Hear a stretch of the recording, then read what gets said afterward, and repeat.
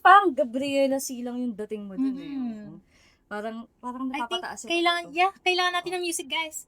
1, 2, 3, hands up, Gabriela! Hands up, Gabriela! Tama na, guys. Parang nawawalan kami ng dignidad Sintonado dito. na, Tama parang na. ano, hindi tayo makaka-copyright at least, diba? Hindi. Walang magiging Hindi, problema ang RC. nag-aalala lang talaga Oo. kami, guys eh. Yun eh. Like, mapag-considerate kami, guys. Considerate, no? Mapagmalasakit. We are walking, so people could run. They could Yes. run, diba?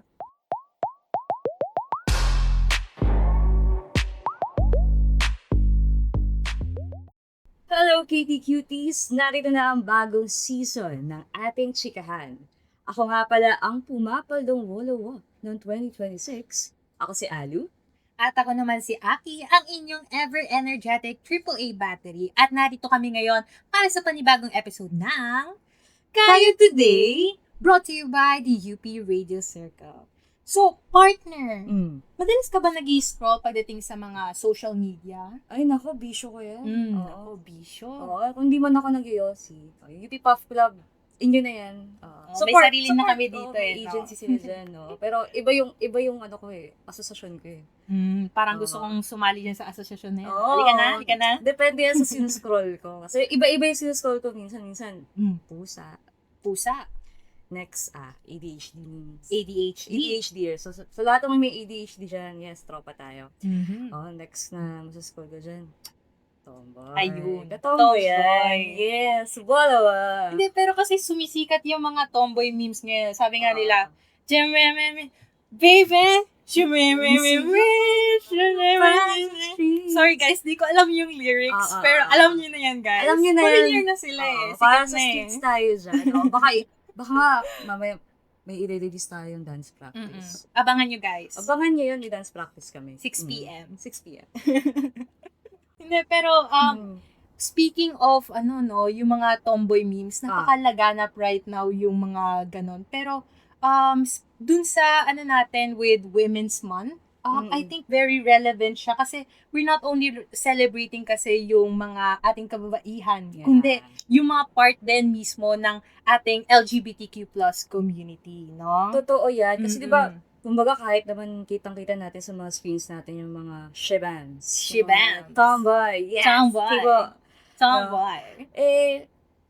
Medyo malayo na rin yung narating natin. Pero yun nga, malayo pa. At talagang makita nga siya dun sa... Pag pinag-uusapan natin yung Women's Month, yung feminism, no? Madalas talaga invisible ang tomboy, no? May isa nga ako nabasa dun sa isang lesbian writer and scholar, si Joanna Lynn Cruz, no? Talagang invisible ang mga lesbian sa usapin ng feminism. Like, may mga books talaga na tinrack yung feminist history sa Pilipinas.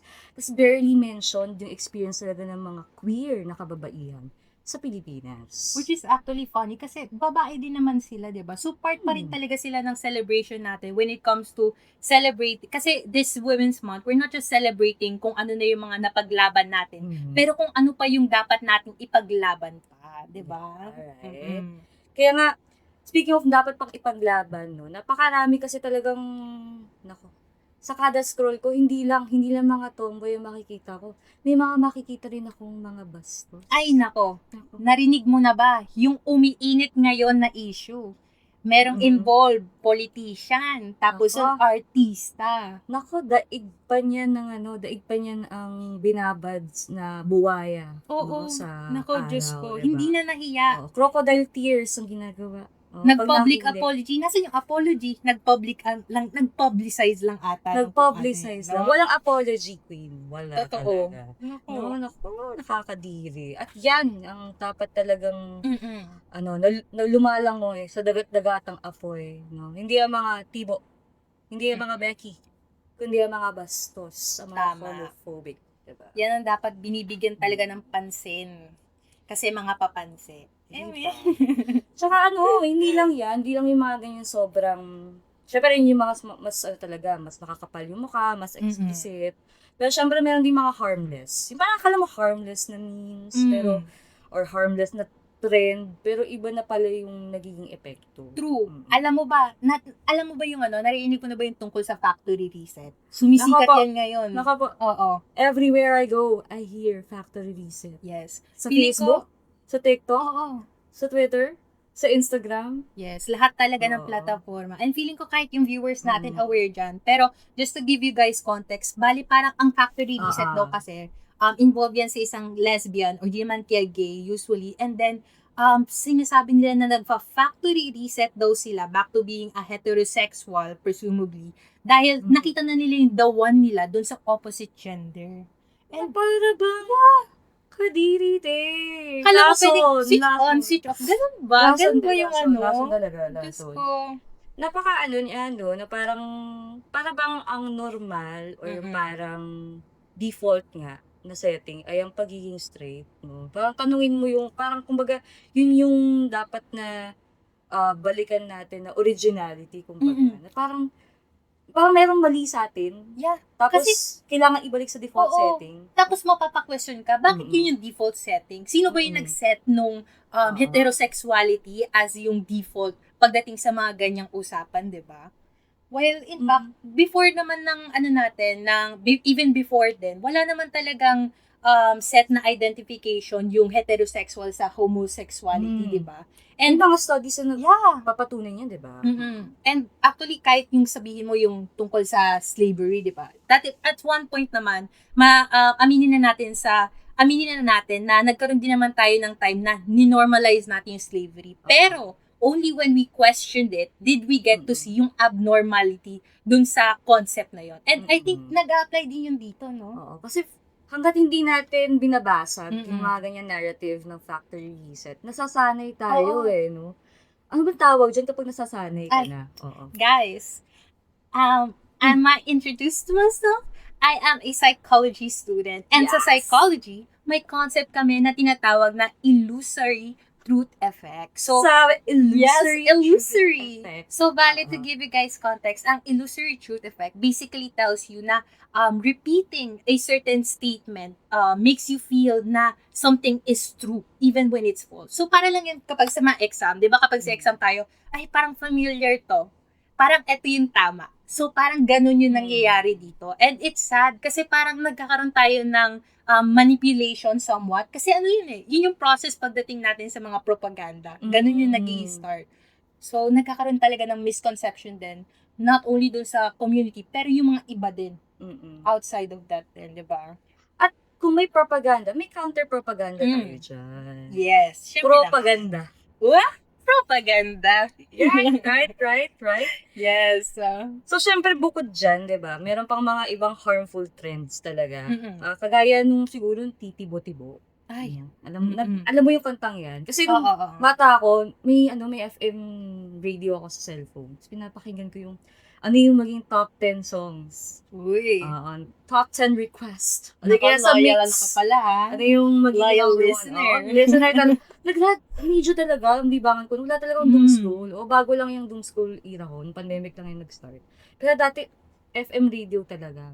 So baka familiar kayo yung mga Dear Love, mga ganun. Ay, Dear Love. oh, pero wala naman akong love life nun kasi Eden pa lang ako nun. Oo. Pero yun na nga, di ba? Parang pagdating sa titibo-tibo trend, naalala ko yan ni si Moira de la Torre kumanta. Tapos, talagang nung time na yun, 2014 yun nanalo yun, yung kantang yun. So, grabe parang pag binalikan mo yung lyrics kasi, sinasabi ng titibo-tibo na, yun nga, kahit ako'y titibo-tibo, ako ay puso ko ay titibok-tibok pa rin sa'yo. Which is referring to a man. Na para bang naghihintay lang ng magdiligtas sa kanya mula dun sa pagiging tibo, no? Na may mali sa pagiging tibo, na kailangang may magbago nun, nung experience niya na yun. At ginagamit siyang sound sa iba't ibang mga videos, di ba? Imbis na titibo-tibo yung pinaka-song natin, I think may mas maganda pang, mas magandang fit na song dito. Alam mo yung, every color, every hue is represented by me and you. So, dun kasi sa song na yun, dahil 'di ba ang naman natin, ang human sexuality, hindi naman kasi yan basta isang binary code na pwede ka maging bakla or boy, tomboy or girl. Hindi yung ganon, guys. It's a spectrum kasi. So, ibig sabihin nun, meron tayong variation sa preference natin doon. Like, I could be bi, pero mas may preference ako sa mga males. Or di naman, kaya at the same time, after a while or after a given time, pwede din yun magbago para sa akin. So, I'm still bi, pero mas may preference na ako ngayon sa girls, di ba? So, it's not really, hindi siya set na universal truth, kumbaga. Yeah. Di ba? At hindi glitch ang Mhm. pagiging pagiging Yes. tomboy, pagiging bakla, pagiging bi, pagiging asexual, or pagiging intersex. Di ba? Hindi siya glitch, no? Bahagi talaga siya ng natural na katangian ng mga tao, di ba? Mhm. At syempre, yung mga harmless fun na to, talagang dapat talagang iwasan na ma-normalize siya. And syempre, harmful din talaga to sa mental health, no, ng ating mga kapatid, kasama, kapuso, kapamilya, na Tama. bahagi ng rainbow family, di ba?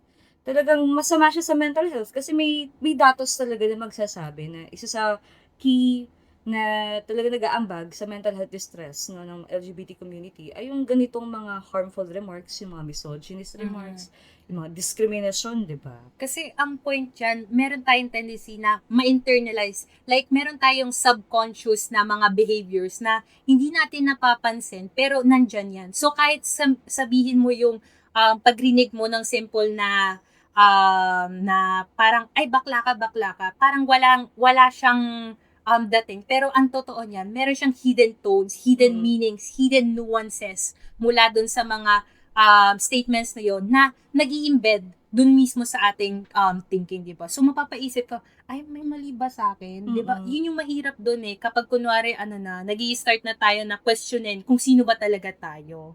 Talagang social construct na talaga yung Yes. pagiging hetero or straight May nagdesisyon, merong nasa position of power, na nagdesisyon na dapat ito yung normal, ito yung tuturing nating default. No? At talagang makikita mo doon yung double standards. Yes, actually.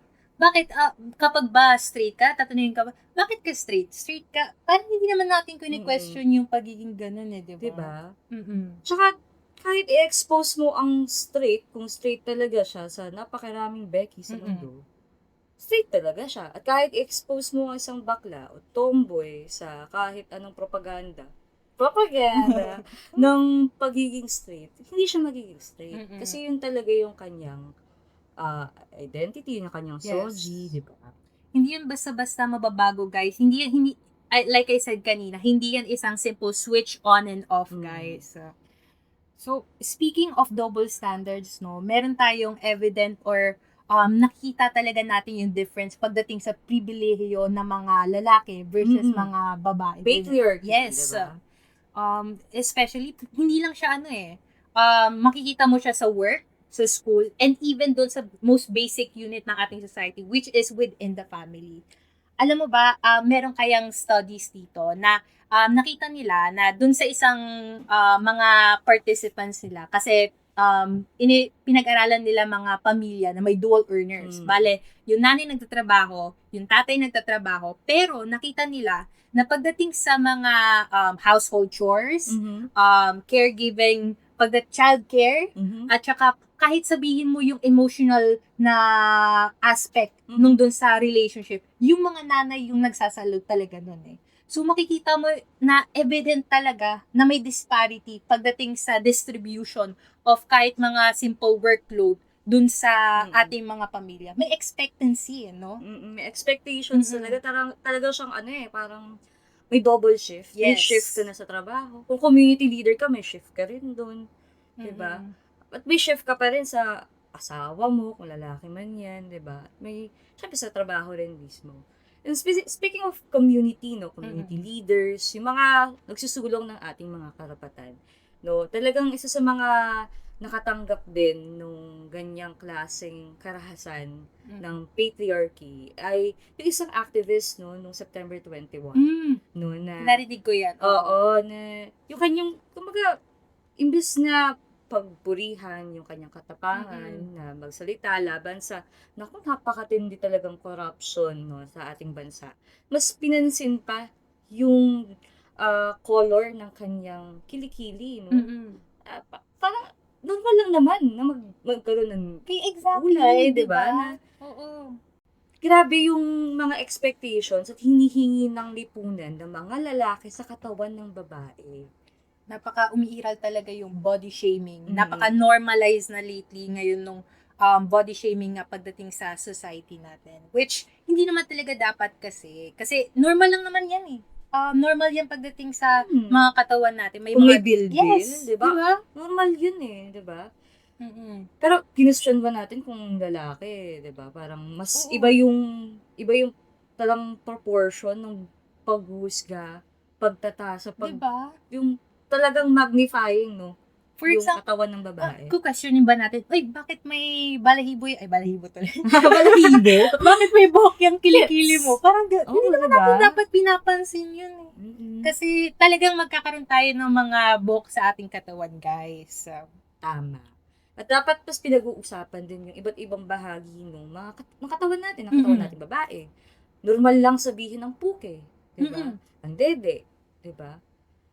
Ang hilig-hilig nga mag-drawing ng tite ng mga lalaking yan. Pero pag pinag-uusapan na natin yung katawan natin, parang bastos, no? At inaasahan sa isang babae na maging disente. Pero pag lalaki, kasi lalaki.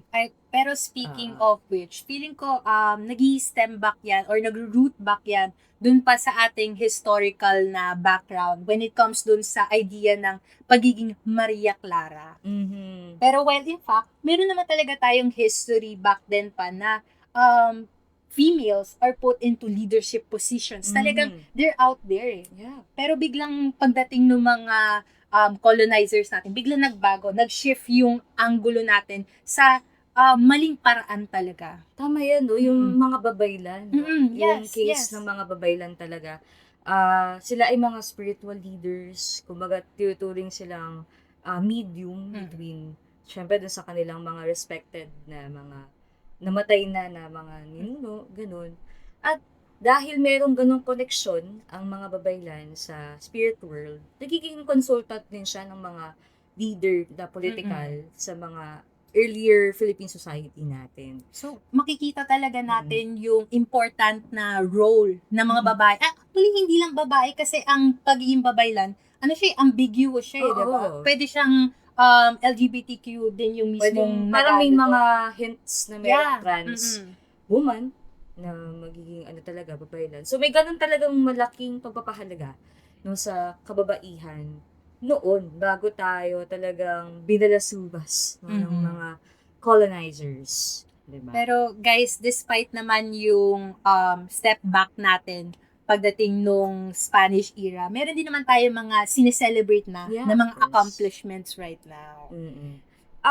Bago yung iba pang mga achievements, isang gusto ko sanang balikan din sa history natin, na lumaban din talaga ang hindi lang basta babae, kundi isang tomboy sa ating kasaysayan, ay nung around 1700s, 1800s, si Doña Leona Florentino, na tinuturing nating ina ng panitikang pangkababaihan, no, women's writing, no, ay marami siyang mga tula talaga na patungkol sa paghanga sa isang babae. No? Si Doña Leona Florentino ay isang Ilocano, so Spanish or Ilocano talaga yung language na ginagamit sa pagtutula.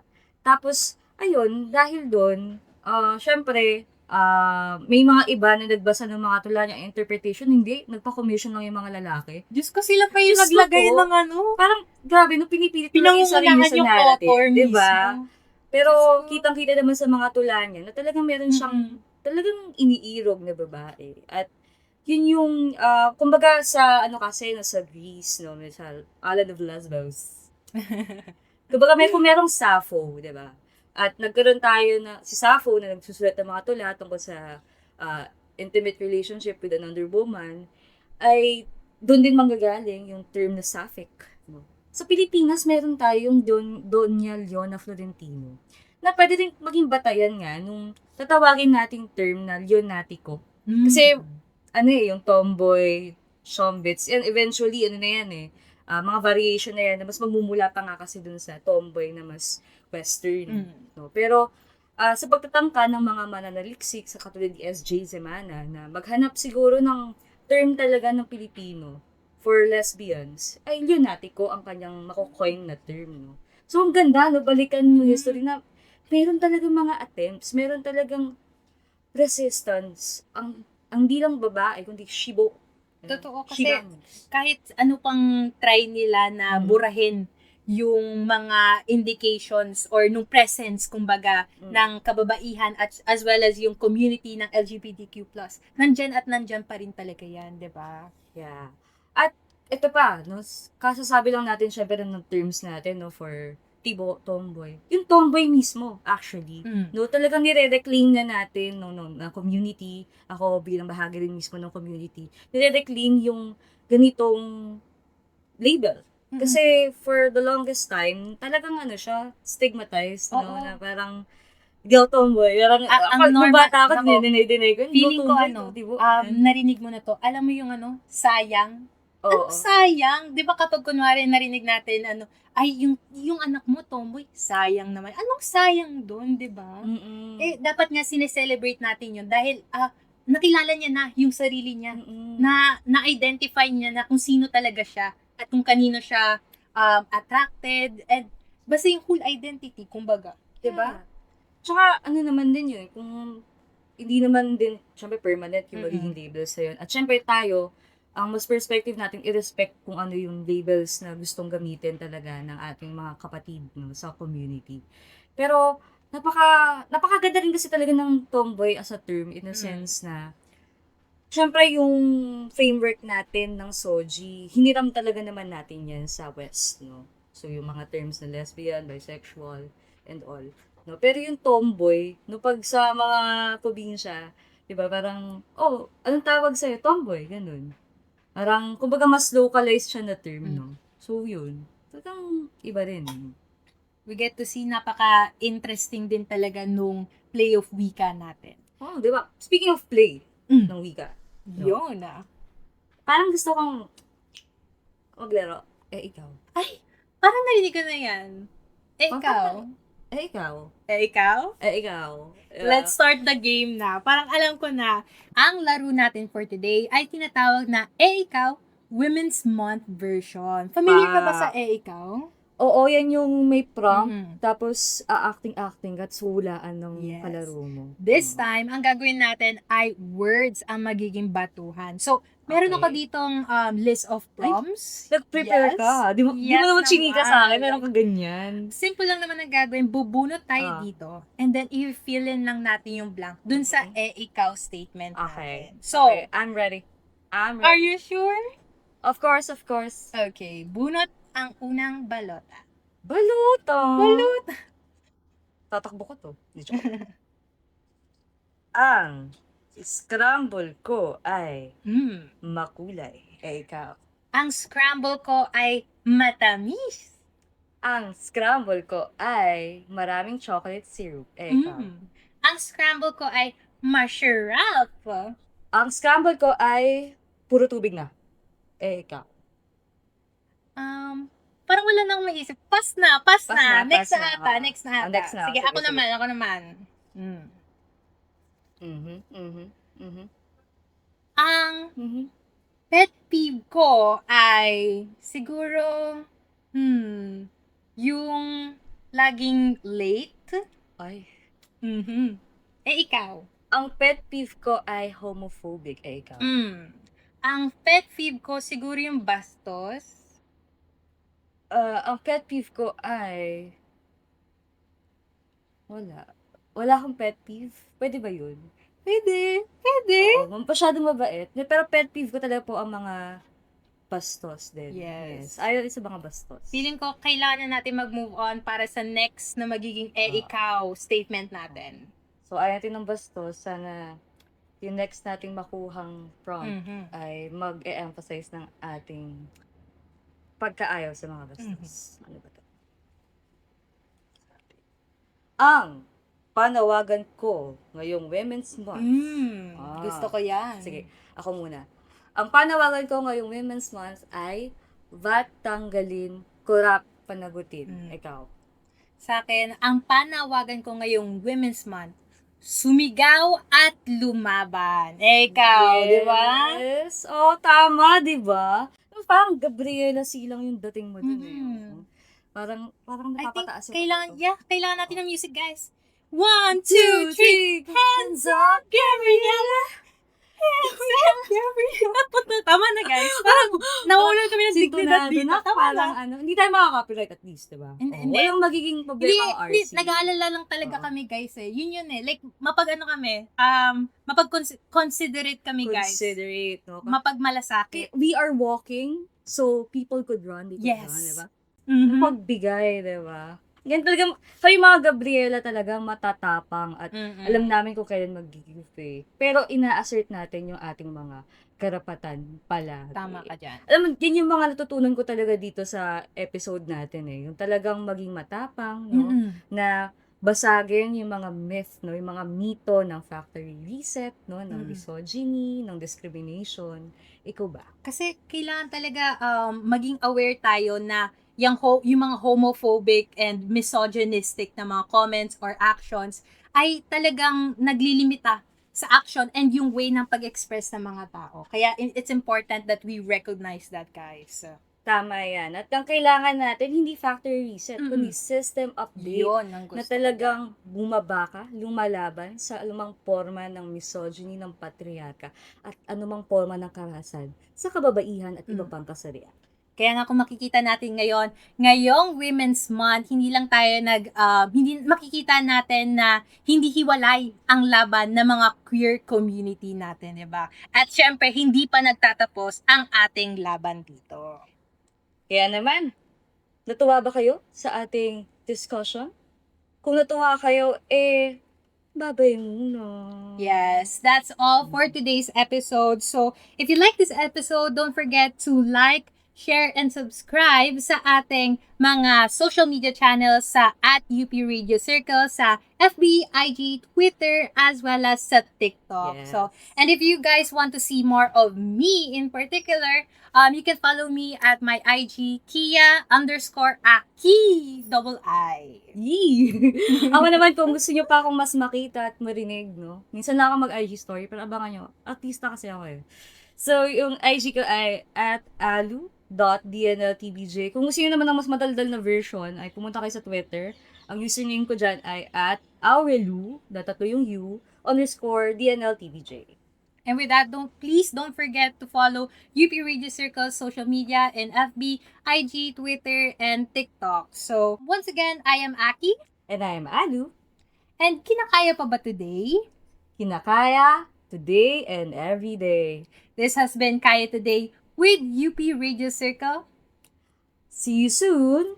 Kitty Cuties!